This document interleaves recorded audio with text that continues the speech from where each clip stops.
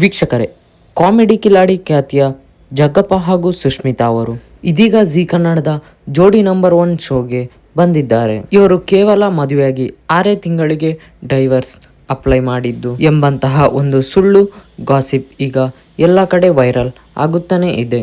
ಈ ಒಂದು ವಿಷಯದ ಬಗ್ಗೆ ಸ್ವತಃ ಸುಷ್ಮಿತಾ ಹಾಗೂ ಜಗ್ಗಪ್ಪ ಅವರೇ ಸ್ಪಷ್ಟನೆಯನ್ನು ಕೊಟ್ಟಿದ್ದು, ಇವರು ಕಾಮಿಡಿ ಕಿಲಾಡಿಗಳು, ಡ್ಯಾನ್ಸ್ ಕರ್ನಾಟಕ ಡ್ಯಾನ್ಸ್ ಹಾಗೂ ಭರ್ಜರಿ ಬ್ಯಾಚುಲರ್ ಲೈಫ್ ಮುಂತಾದಂತಹ ರಿಯಾಲಿಟಿ ಶೋನಲ್ಲಿ ಭಾಗಿಯಾಗಿದ್ದರು.